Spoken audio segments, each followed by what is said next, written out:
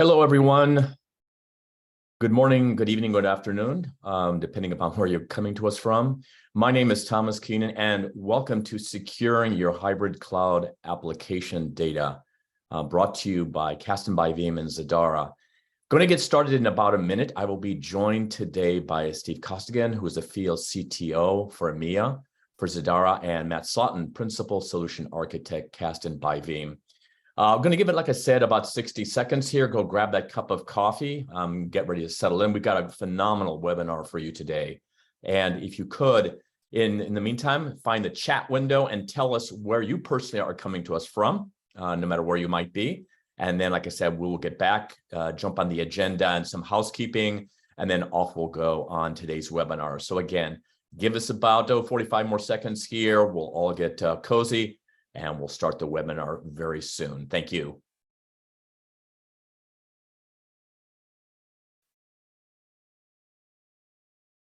Good distribution. So we got Montana, Illinois, California. I saw Germany, DC.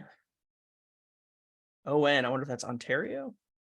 That could very well be. Yeah, we got a lot of folks here from all over the place. I got someone from India. South Surrey, England, Steve. Someone's coming to us from South Surrey. I believe I'm pronouncing that correctly. Yeah, that'll be close to the office. Nigeria, nice. Poland, Amsterdam, Trinidad. This is a great take-up. Thanks, Pooja. Yeah, Pooja, clarify. Yep, Ontario. So got it. All right, folks. We'll appreciate all the inputs. Keep those coming. And let's get started here. Steve, if I can get the next slide, please. Just real quickly, we're going to cover just some housekeeping before we get off on the material for the webinar. Before we get started, we do have two windows that you should avail yourselves of. One is the Q&A window. Keep your questions coming regarding the topics we're covering today. And then if you have particular comments or requests, if you could keep those in the chat window, just like you've been doing. We will be taking those questions live, and also there'll be time at the end of the webinar for a Q&A session. Number two, we do have two in-session polls that we will be pushing, and you'll be able to tell us your opinions about and your insights and observations about a couple very, very important topics for us today during the webinar. So be on the lookout for those, and you can answer those live. We are recording the session, so the slides and the replay will be emailed post the event. Give us about a week to 10 days to get those out to you, to process the recording and to get the slides out as well. So those will be available to you. And you can share those, obviously, with folks who may not have been able to make the session or are interested in participating in future sessions. And then we really would like as many folks as possible to stay until the end for your chance to win a $200 Amazon gift card. We will be announcing that right here. So without further ado, let me pass it over to Steve and to Matt, and off we go. Okay, thanks, Thomas. So I suppose we want to pick up with the first poll question. That's correct. So what are your top three challenges with containers and Kubernetes? Really appreciate if you could give us your top three answers there, so that we can ideally provide some further information to you, but I think more importantly, future webinars, whether we're heading in the right direction to understand your key challenges. So we're going to give that a few minutes for you to, or a few seconds for you to answer that.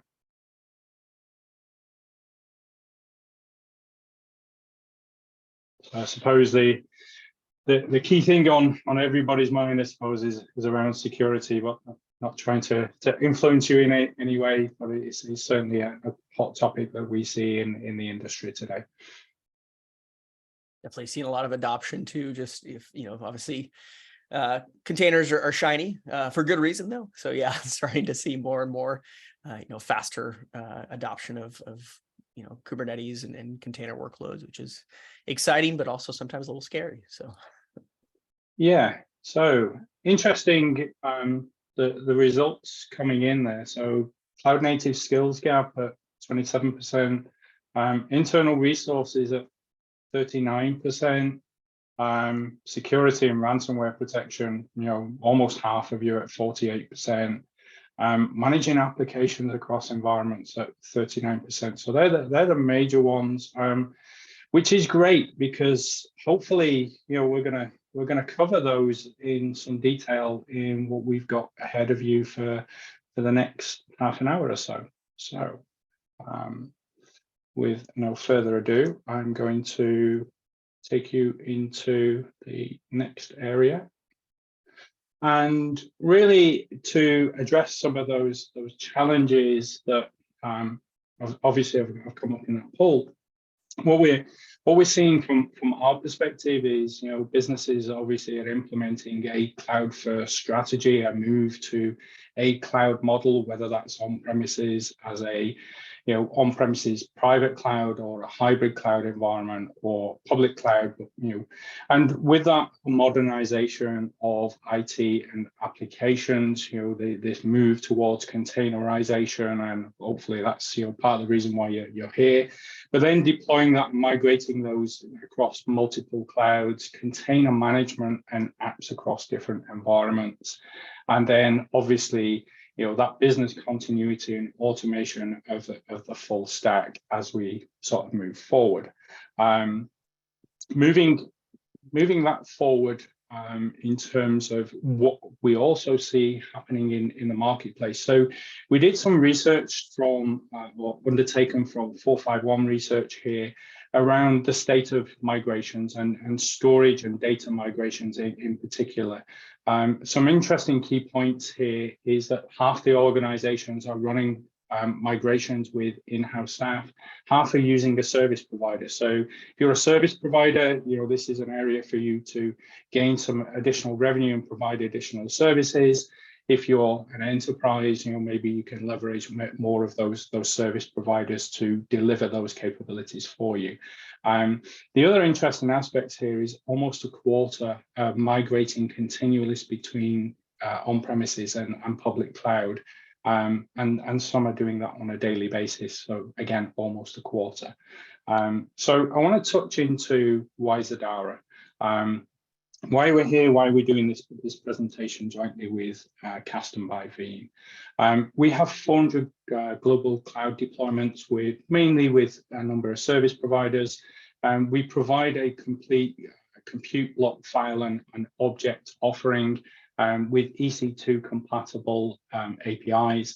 We deliver this as an OpEx solution, 100%, whether that's on premises into a service provider or via co-location and cloud adoption.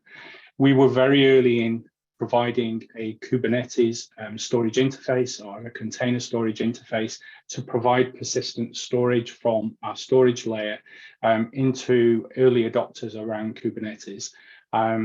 Providing a capability around stateful deployment tools such as Terraform. So again, that API capability and using those EC2 compatible APIs.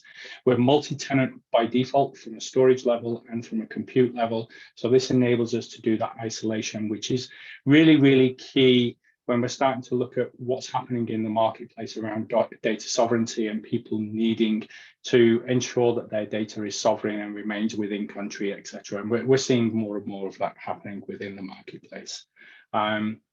So underpinning this, what is it we're providing? We're providing that compute layer with elasticity, including EC2 compatible APIs, EBS storage compatibility. We're also complementing that with Zadara's block file and object capabilities. And I'll touch into how we deliver this and why it's pretty unique in the marketplace and why it's unique in terms of what we're trying to do here around the Kubernetes stack.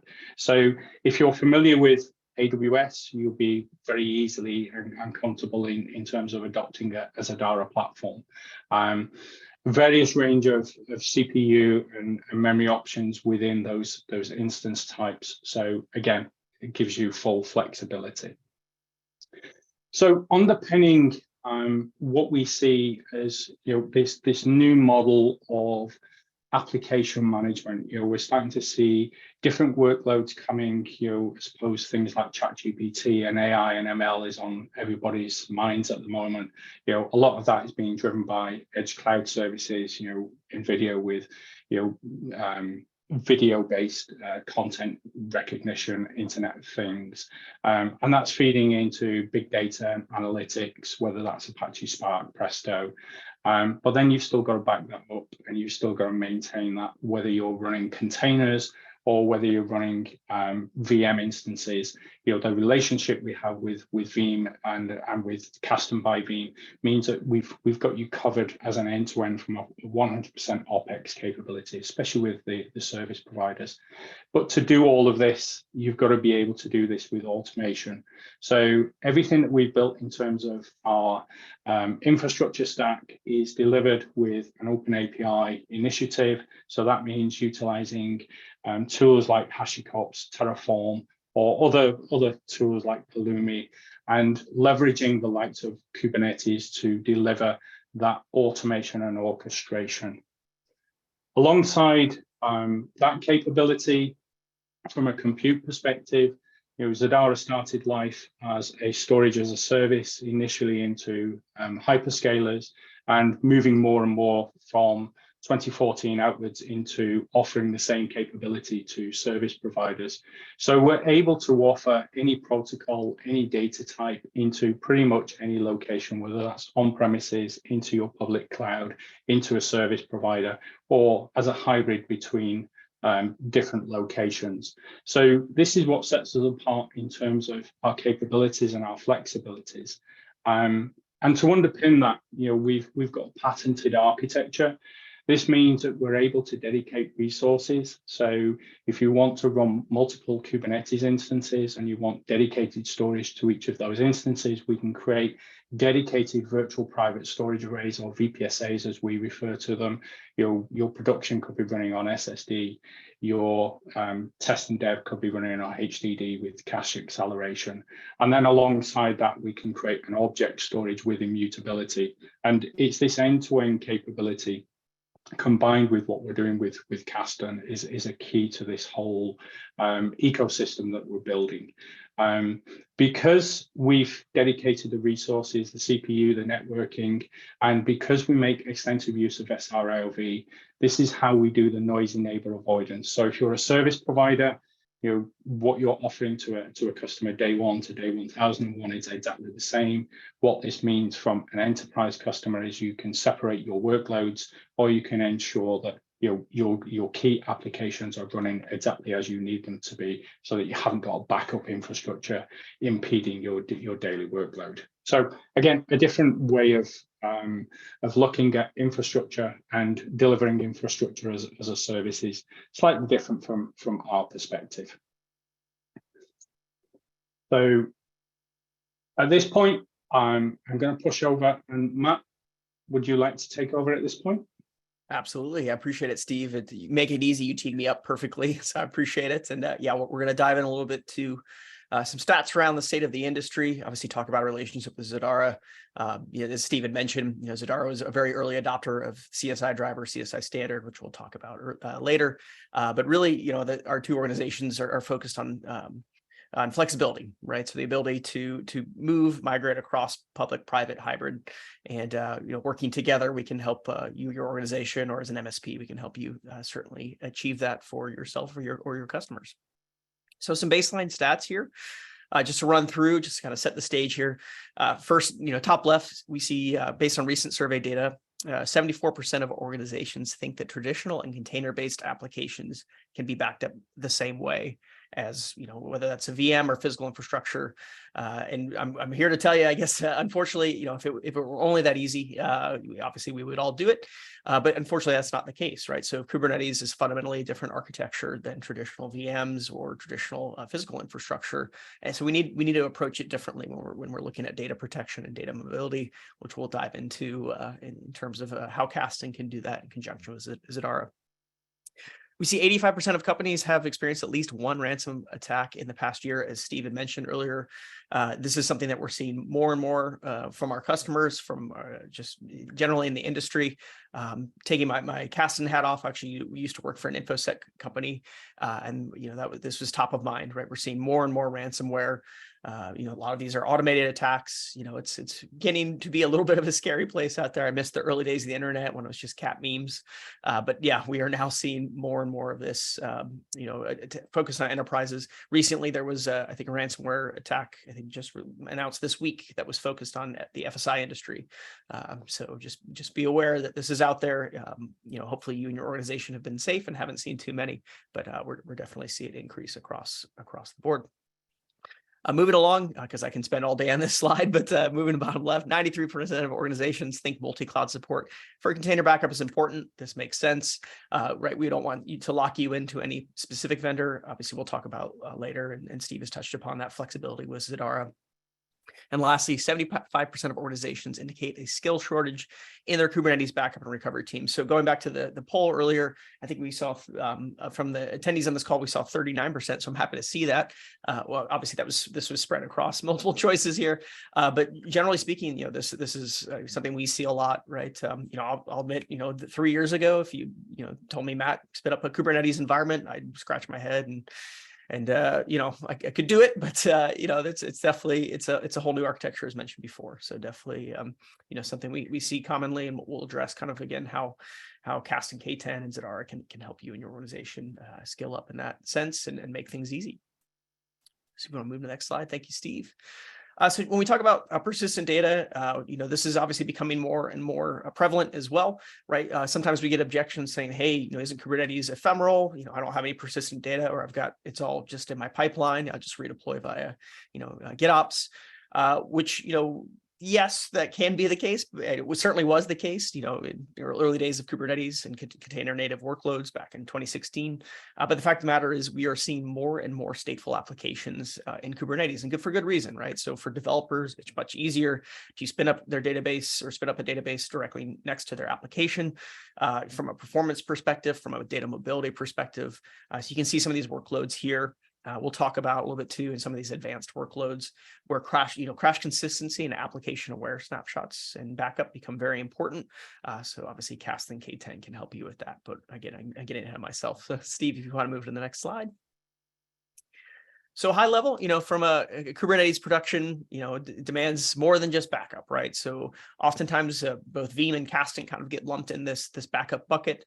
And while yes, obviously backups are very important, there's other tenets here that we need to consider. Obviously, first, data recovery. Your backups are only as good as your ability to recover, right? So if you're taking backups every day, but you've never tested them, or you can't recover from them in a reasonable amount of time, that's a problem, right? You look at mean time to recovery, or making sure you align to the SLAs of your business. Very important that we make this as easy and as quick as possible, again, for you and your organization or your customers. Data security, we see at the forefront. We saw that ransomware stat. Again, Stephen mentioned this at the beginning of the webinar as well. Very important here that we're not just sending clear text data and just throwing caution to the wind. So Kasten K10, we'll talk about how we have this built in directly into the product, where we can help you and your organization and your customers protect against ransomware attacks, or even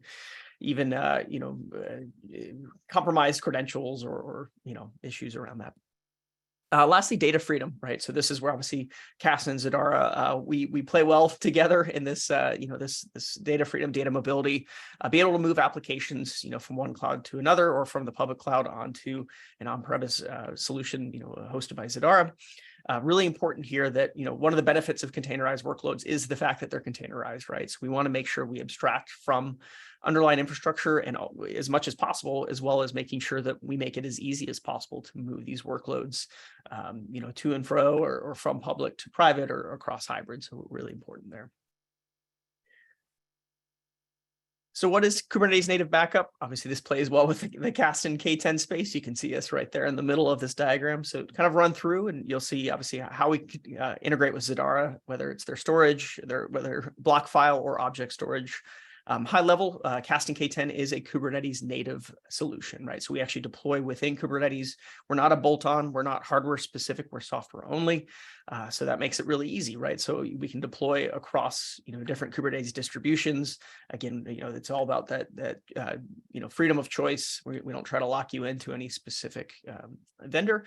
And again, we work really well with Zadara, right? So Steve had mentioned, we'll talk about CSI drivers in a little bit, but really important there how we can integrate closely. We can obviously take our snapshots. We can obviously keep those locally as a backup, but also send them remotely. It's not really a backup until we send it to a different site, right? Really important thing here as well is using our blueprints, right? So for those application or crash consistent snapshots, one differentiator for Kasten here is that we're actually able to speak in the language that the app uses, right? So if you have a Postgres database or Mongo database, we use the ability of blueprints to actually make sure that when we're taking our backups, we can quiesce data much in the same sense as if you were doing even a VM or a physical server, making sure that we can address those workloads. And last but not least, it's because the world's come full circle. We can now run VMs in Kubernetes for those unaware with KubeVirt. So obviously Kasten K10 can help protect those VM workloads. And for traditional, I guess we'll call it traditional VM workloads, deployed in more traditional sense. Obviously, our parent company Veeam can help in that sense as well. So long story short, if you need to back it up, Veeam or Kasten by Veeam can help you out. And obviously for data mobility is a key message of our parent company with Veeam VPR. So yeah, hopefully we can fit all those niches for you guys. Some nice animation. You can shoot through that, Steve. Yeah. Awesome. So yeah, Steve and I were talking about this a little bit. So you see CSI in terms of that Kubernetes layer. Again, my hat is off to Zadara for being an early adopter of this. So for those unaware, CSI is Container Storage Interface. It's a CNCF essentially certified implementation for speaking to storage, right? So that's the beauty for us at Kasten K10 and for customers leveraging it. It's super easy to deploy and speak in the language that Zadara or the VPSA needs, and really makes things easy, right? So from a Kubernetes native workload, Kubernetes native storage, we're able to quickly, easily help you your organization integrate. And Steve, you want to speak about storage and infrastructure as a service there? Yeah, I think the other key element here is the model that we have. So that block and NFS storage can come from a VPSA, virtual private storage array, that's dedicated to this tenant, and then sat alongside that, we're implementing those interfaces that Kasten K10 is taking advantage of. And then that's going to push that off to our object storage. That object storage contains an immutability with object lock, which Kasten K10 can take advantage of. And that's a key part of that protection mechanism around ransomware, because what we're seeing is most of the ransomware infiltrations right now, the first thing that they're looking for is, where is the backup? Let's delete the backup. So having that immutability means that we were able to guard against that capability. If you can't delete the actual backup data, then you've got a recovery mechanism, and that's the key point is around that recovery mechanism. So bringing this all together and sort of visualizing what's actually getting deployed and how we're doing this. And me and Matt have been talking around ISVs, the growth from ISV communities in terms of them changing the way that they're developing. Matt mentioned that containerization and the application developer only really being concerned about their application. They don't care about the infrastructure, and this is the appealing part of Kubernetes, is that everything's abstracted away, as Matt alluded to there. So you're developing to a container. Everything else that's running underneath that is being run either by the service provider or the team that's managing the Kubernetes infrastructure. That Kubernetes infrastructure is being built on top of an infrastructure as a service capability from Zadara. That means that we're able to run those worker nodes, and then also augment that with the direct subnet capability. Means that we can inject these VPSA arrays as dedicated storage. So you've got complete isolation from a storage perspective, and then build on top of that object storage for backup and immutability. And you're not contravening the 3-2-1 rule of having multiple different media, multiple different systems. And again, that object storage could be local or it could be remote. So again, some key capabilities in terms of actually delivering infrastructure to you. So building on from that, Matt, I suppose this is where the whole mobility piece is critical.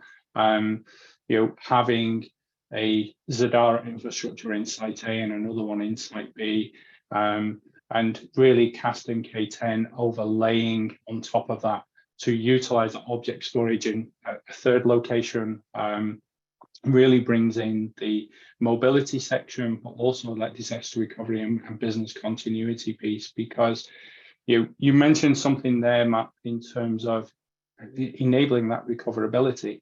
So if you can mobilize the application, then you can do that disaster recovery. And if you can do that into maybe a service provider's environment that's able to stand this up and work alongside you. So if you're an enterprise customer, this is a model where you can take the adoption of a service provider delivery model to enhance your capabilities. If you're a service provider, you can provide these additional services to customers.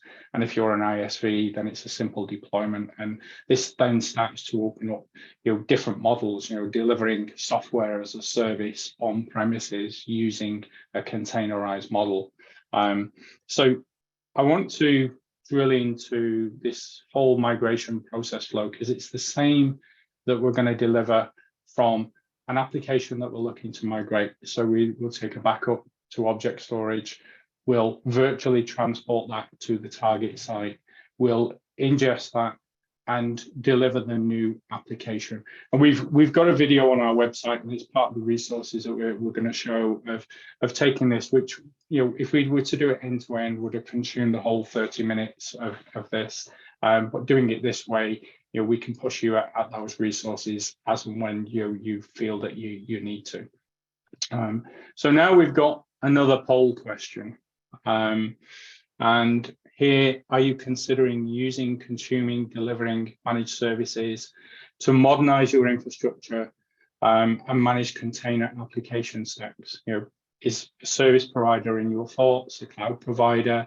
Are you looking to do everything on your own, or is it not a concern at all for any part of your stack?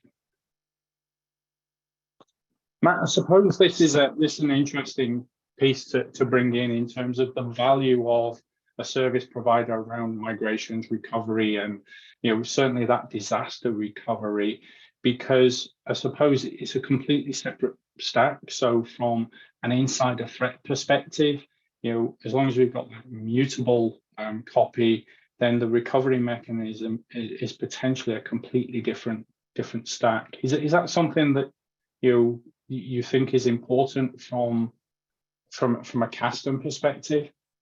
Absolutely, yeah, and I appreciate you. I did not dive in enough into the S3 mutability, so obviously, yes, that is a key from a ransomware protection perspective, and absolutely right. So that is one kind of beautiful thing about Kasten K10 is our ability to, well, because we're deployed natively to Kubernetes, we can interrogate namespaces, and we can actually embrace native RBAC within Kubernetes. We can also use different authentication providers as well. So it makes it very simple, right? I guess I know one we integrate pretty well with is Red Hat OpenShift. But yeah, we can really limit in terms of, you talk about potentially inside actors using RBAC or using cluster role bindings natively within Kubernetes, as we can help protect against those scenarios. And obviously, again, leveraging the benefit, if you're a service provider, this can be your core competency, right? So, if you're an ISV, focus on your application, know that, you're protected by your MSP that's, underlying storage or compute is Zadara. And obviously we have that immutability with S3. And again, that RBAC all within Kasten K10. Okay, cool. So the results are in. So considering managed service, considering using one, it's 34%, so a third of the population.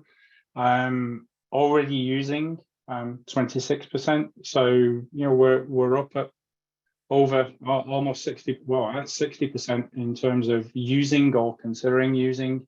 And then the managed services, providing managed services to customers, 18% and 31% considering. So it looks like we've got fairly even split here between service providers and enterprises. So that's a nice feel from our perspective to see that we're addressing both the service provider end of the market and the enterprise.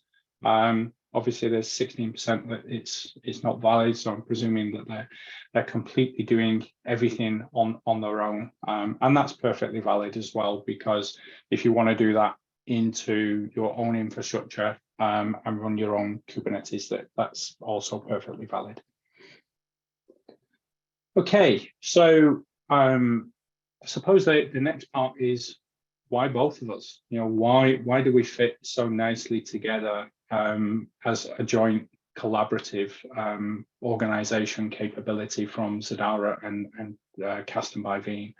Matt, do you want to take it away from here in terms of the buy versus build? Absolutely. I appreciate that, Steve. And also, I will say the poll, happy to see that it's always worrisome if the biggest category is none of the above. So happy to see that was, I think, the minority. And obviously, thank everybody for participating in that, because, yeah, as Steve mentioned, that helps us out, make sure that we can focus the conversation on what interests our audience here.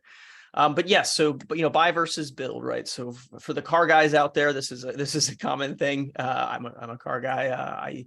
I in the past used to like to build myself, but it's with whether it's cars or IT infrastructure or backup, there's a cost to that, right? So it's all about opportunity cost and focus, right? At a certain point, time is obviously one of the most valuable assets we have.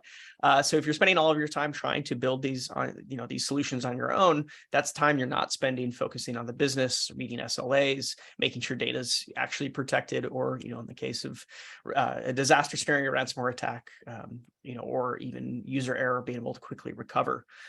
So again, I know this stat came up earlier.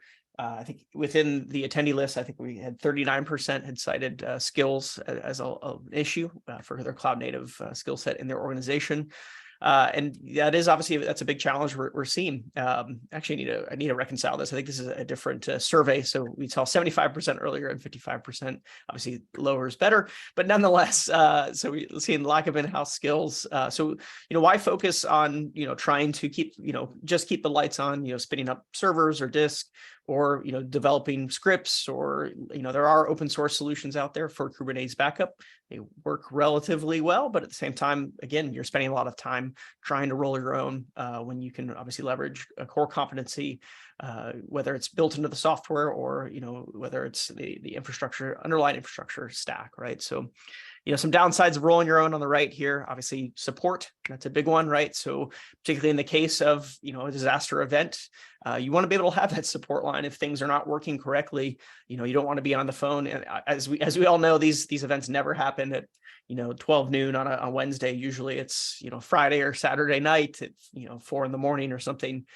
So yeah, be able to have that enterprise support, that pick up the phone or raise a ticket and get a quick response. Very important there.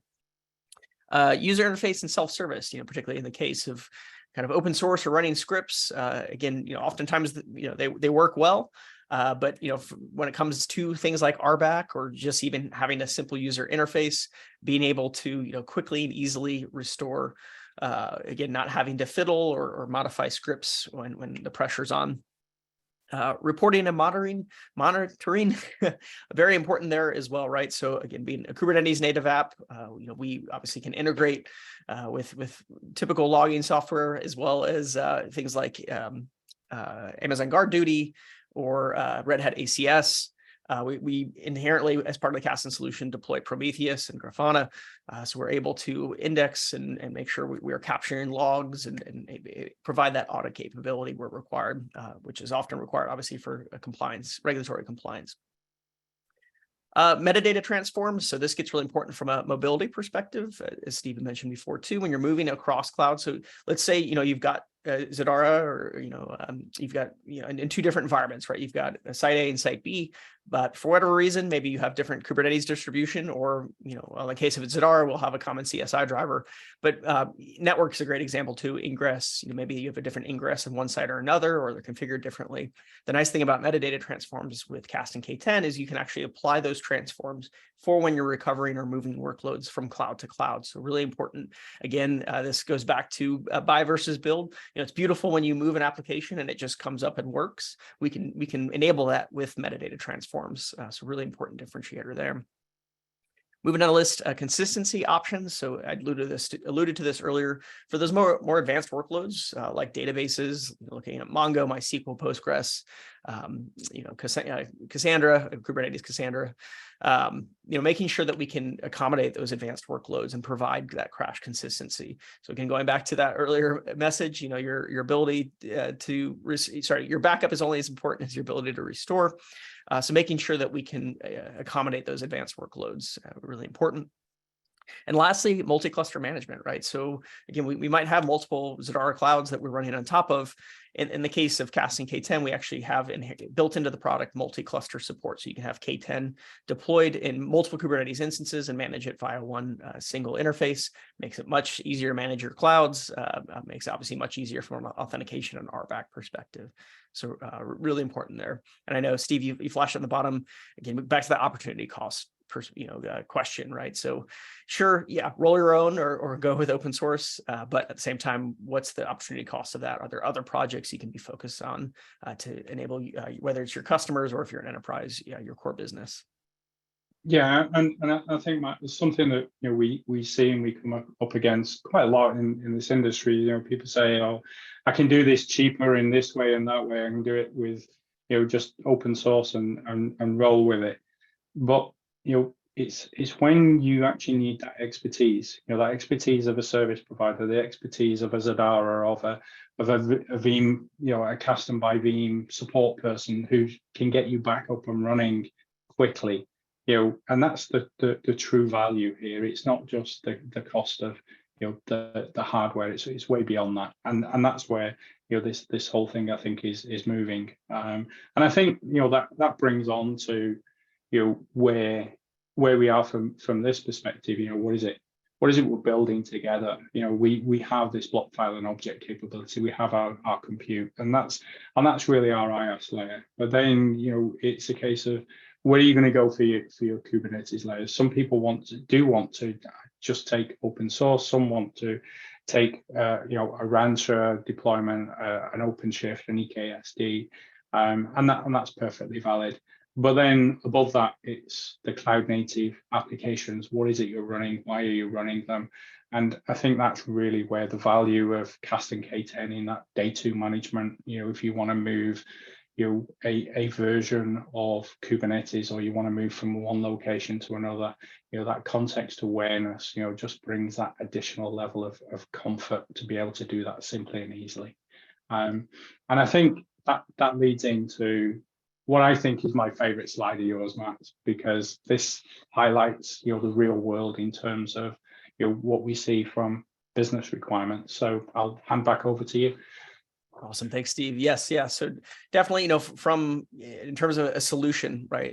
End-to-end solution is making sure we can accommodate to different personas. We'll say within organizations. Again, if you're a managed service provider or an enterprise, we bridge that. We bridge that gap among whether you're a traditional storage or backup administrator or you're focused on platform ops. Obviously, our solution can cater to both use cases, and we like to say we're building a good ecosystem among these sometimes seen as silos or completely different organizations. Making sure that we can cater to that with our data protection, disaster recovery, backup solution. So looking at the left in terms of what we think storage and backup administrators are focused on, things that we can support. Obviously, policy-driven backup frequency and scheduling, right? So this is kind of this is core value stuff here. Obviously, our parent company Veeam is well known within the VBR, with their VBR product. Kasten follows a similar approach, although unique to Kubernetes, is that we can make sure we focus on specific namespaces, specific applications in those namespaces, and define our frequency and schedule based on the business criticality of those apps. So really important there, making sure we align to organizational SLAs there. Obviously, wide storage support in the case of Zadara, right? Love that we have object storage as well as that native CSI driver. Again, as an early adopter, that's huge, in terms of following standards, but also just making things easier for backup administrators, right? You don't have to worry about trying to change your configurations for different storage providers, and with that immutability with the S3 storage and Z storage, that's huge from a ransomware protection perspective. No vendor lock-in, right? So I know Stephen mentioned on the previous slide, we can support multiple Kubernetes distributions as long as it's a CNCF, certified distribution, whether it's plain vanilla Kubernetes or Ranch or OpenShift. Obviously support all of those and moving workloads across those Kubernetes distributions. So there's no lock-in there. In place or remote restore. So really, again, important there from a ransomware perspective. Let's in the case of, let's take an example here again with that site A, site B, similar to that slide that Steve had showed earlier.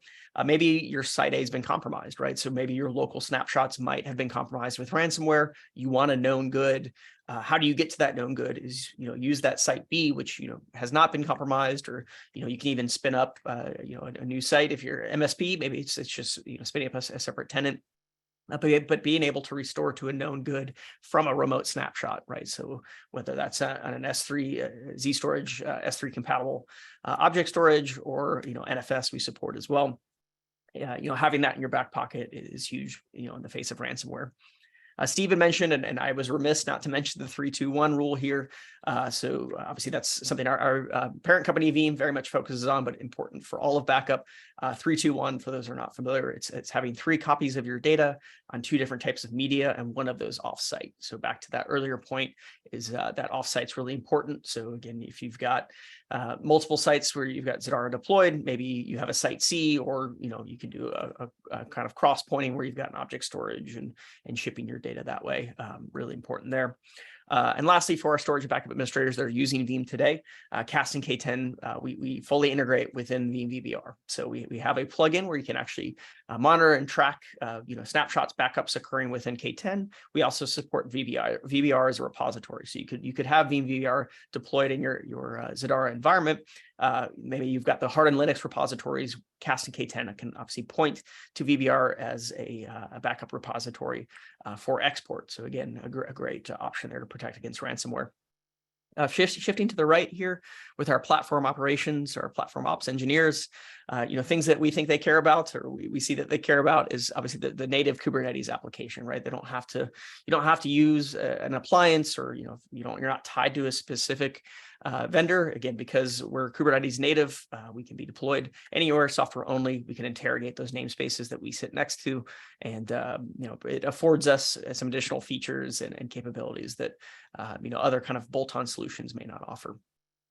Really easy to deploy. It's actually, it's just really a simple Helm command to deploy K10. If you are interested, we'll get to it in a little bit, but we actually offer a free trial offering, or it's not even free trial. It's fully featured for 5 worker nodes. So super simple. If you have a Kubernetes environment today, you can deploy it in a namespace, have a play with it. Really easy there from a deployment perspective. CI/CD pipeline integration. So I know Steve on the previous slide, you mentioned Argo CD. Certainly we integrate with Argo CD for that pipeline integration, for policy as code as well.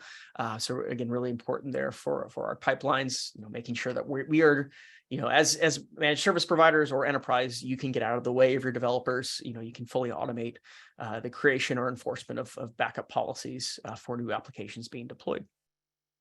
Multi-cluster, multi-cloud management. So this goes back to, again, kind of being agnostic and that freedom of choice.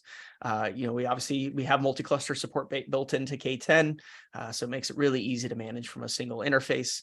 And obviously multi-cloud management, you can have that deployed across different instances, different underlying infrastructure. As long as it's Kubernetes, we can support it. As Stephen mentioned too, obviously a flexible model, right? So you can be in the cloud. Obviously, Zadara fully supports EKS or Amazon APIs. So if you're in Amazon today, if you're deployed there, but you want to, maybe move to an OpEx model that's, my guess is less expensive, Steve, than a lot of the public cloud providers, you have the ability to do that with Kasten, right? Move those workloads, move them on premises. Again, that way you can burst to the hybrid cloud. And I know obviously Zadara can integrate with public cloud providers as well, providing that storage. So a lot of options there, no vendor lock-in. And lastly, and that's it. Oh, go ahead. Sorry, Matt, just to interject there, just to outline there. Yeah, I mean, for the service providers, a lot of them don't charge for egress, but they're able to offer capabilities. The development may happen in a hyperscaler, but then for latency issues that may want to run on premises, and that's really where this whole migration piece that Kasten brings is further enhanced in terms of that model.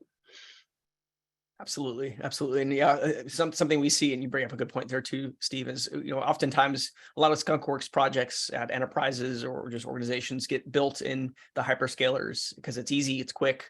But at the same time, once it actually comes time to move that into production, whether again it's a performance perspective or cost perspective or just compliance perspective, data sovereignty we mentioned, it's really important to have that capability to be able to move those workloads and help productionize them. Where before maybe it was just, like I said, a skunkworks project.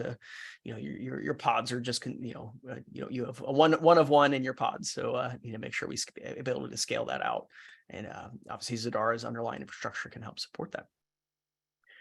Last but not least, customizable and automated policies. So this is a really powerful feature of Kasten K10 is, we can apply policies at the namespace level.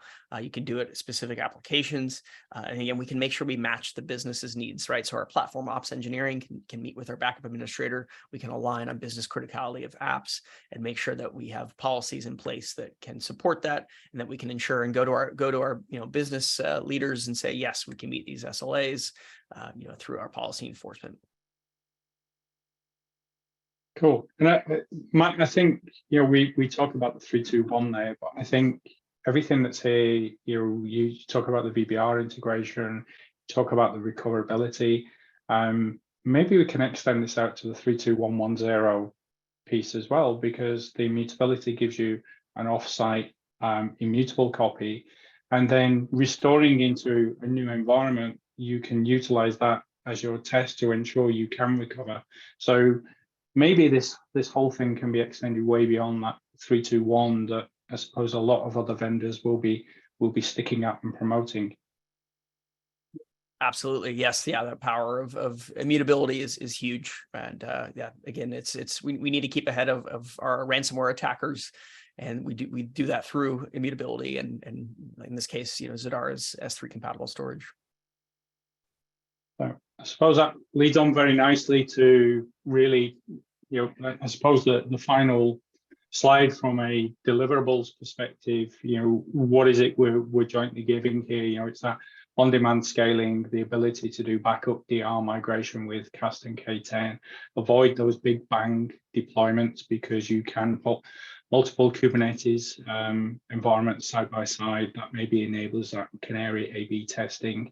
The ransomware mitigation because of the object lock capability, dedicated resources from our perspective, and VPSA placement. I think the key aspect of hopefully that we've jointly got across here is that no vendor lock-in, industry standard portability. Move things around where your business demands it, not where a vendor will tell you to put that.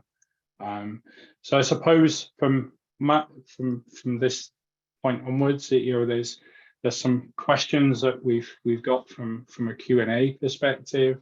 Yeah, absolutely, Steve. You bet. So we've had a very active Q&A window. Let me just start with one for both of you. Question has gotten asked a couple of times. How can Kasten and Zadara help with data sovereignty requirements? And that's for both of you.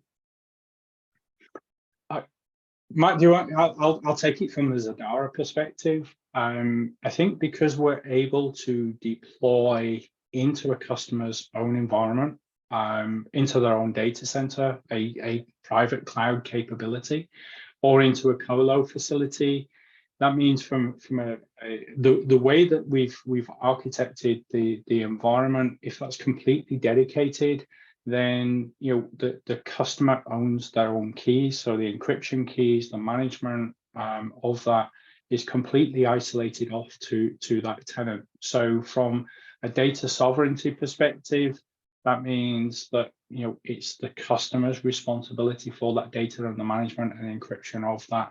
And the location of that means that that data can remain in country because they're deciding where that data is being transferred to.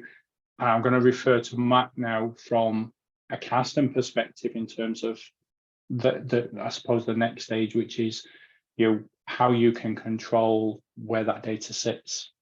Absolutely. Yeah. So that would definitely be through our policy enforcement, right? So as you mentioned, if private clouds, obviously that's start there, right? So making sure that if you have a private cloud in your data center, obviously you know what soil that data is sitting on. But even for those, the object immutability through Kasten native policies, Kasten K10 policies, we can ensure that if we have different what's called location profiles. So if we have an S3 bucket in our other data center, or obviously we want it offsite, so not in our current data center, but we know that this data center is on the correct soil, or even a public cloud provider, or in the case here, if we've got Zadara as an MSP deployed, as a public cloud S3 offering, we can ensure that through those policies in Kasten K10 that we are that we are aligning to data sovereignty requirements, and it's enforced via the Kasten K10 policies. And I'm going to take it a 2-for-1 because you mentioned encryption as well, Steve. And I think I'd seen a question about encryption in the Q&A. So not to get ahead of myself, Thomas, but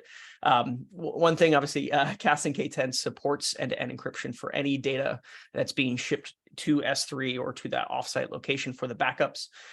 You actually can't turn it off. It is inherently, you cannot disable encryption when we're doing our backups. And we also support the ability to use, as Stephen mentioned, customer managed keys. We support HashiCorp Vault, as well as AWS's customer managed keys as well. So a few options there. And obviously the ability to support, if the use case comes up, that is one thing I don't know if I mentioned as well, a beauty of Kasten K10. Then I'll shut up and we'll go to the next question. But Kasten K10, we have a 2-week release cycle, right? So we're constantly innovating. We have customers that come with needs to us. We typically can turn that around pretty quickly, depending on that need. So obviously we embrace, that cloud native deployment model, and we embrace that in our product.